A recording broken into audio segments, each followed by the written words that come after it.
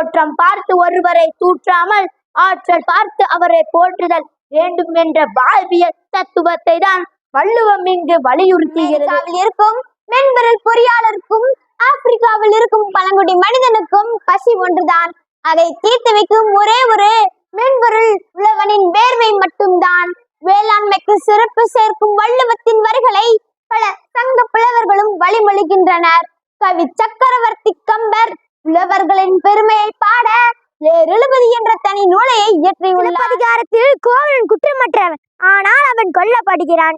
ஓர் அரசனின் அவசர தீர்ப்பு ஓர் உயிரை பறிக்கிறது.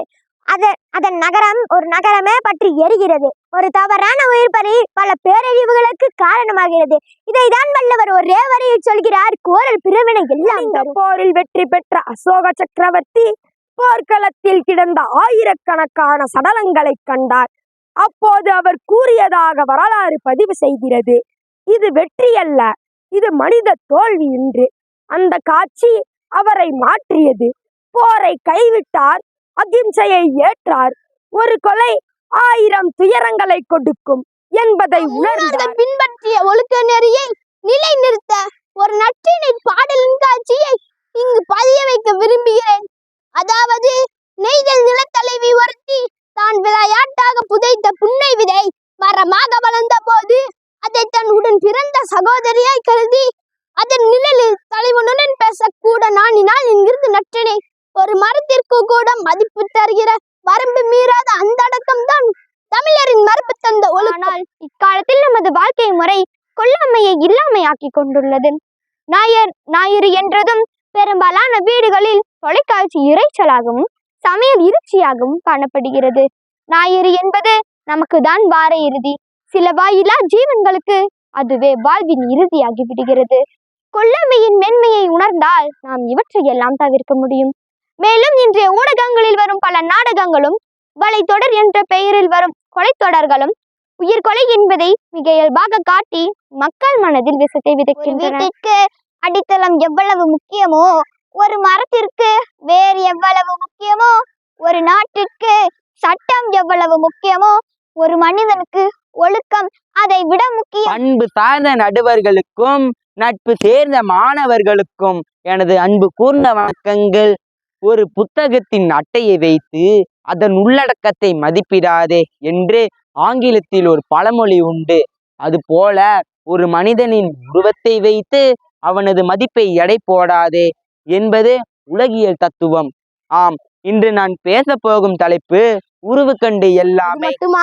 உருவு கண்டு எல்லாத உயிரிய குரல் தத்துவத்தை மடல் பெரிது தாளை மகிழினிது கந்தம் உடல் சிறியர் என்றிருக்க வேண்டா, கடல் பெரிதே மண்ணீரும் ஆகாது, அதன் அருகே சிற்றூரல் உன்னீரும் ஆகிவிடும் என மூதுரையில் தனது பங்கிற்கு முன்மொழிகிறார் ஔவையார். காளை மடலை ஒப்பிட மகிழம்பு சிறியதுதான், ஆனால் மனதை மயக்கும் மனமுடையது. அதே போல உருவத்தால் பெரிய கடல் நீர் குடிப்பதற்கு உதவாது, ஆனால் அதன் கரையில் உள்ள சிறிய ஊற்று நீர் தாகம் தணிக்கும். எனவே தோற்றத்தை வைத்து எதையும் ஏற்றமாக எண்ணிட வேண்டாம். அம்மா வைத்திருக்கும் மரத பழசான கைபேசியும் அண்ணன் வைத்திருக்கும் ஆண்ட்ராய்டு கைபேசியும் சிம் என்ற சிறு தகடு இல்லை என்றால் என்று செயலற்று இடக்க வேண்டியதுதான். அதே போல நம்மால் அற்பம் என அலட்சியப்படுத்தப்படும் சில நுண்ணிய உயிரிகள் நம்மை அல்லல் படுத்திவிடும் அலங்காலமும் உண்டே.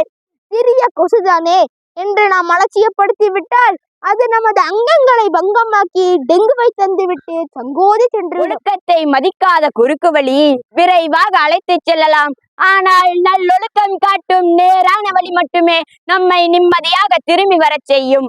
அன்புடையவர்களே, வரலாற்றை பாருங்கள். ஒழுக்கம் உயர்த்திய மனிதர்கள் எண்ணிலடங்காதவர்கள். மகாத்மா காந்தி, காமராசர், அப்துல் கலாம் இவர்கள் நினைவு கூறப்படுவதற்கு காரணம் என்ன? அவர்களின் வீடுகளா, அவர்களின் வங்கி கணக்குகளா, இல்லை அவர்களின் பதவிகளா? இவற்றில் எதுவுமே இல்லை. அவர்களின் ஒழுக்கம் மட்டுமே, அவர்களின் எளிமை, அவர்களின் நேர்மை, அவர்களின் மனிதநேயம். அதே போல் வரலாற்றில் வீழ்ந்தவர்களையும் பாருங்கள். அவர்களிடம் அதிகாரம் இருந்தது, பணம் இருந்தது, படை இருந்தது, ஆனால் ஒழுக்கம் இல்லை. அதனால் தான் அவர்களின் பெயர் புகழில் நிலைக்கவில்லை, பழியில் நிலைத்து விட்டன. இதைத்தான் வள்ளுவர் இழுக்கத்தின் எய்துவரை தாப்பலி என வலியுறுத்தின விழாவை கூட சூப்பர் ஹிட் திரைப்படத்தை பார்த்துதான் கொண்டாடுகின்றது நமது சமூகம்.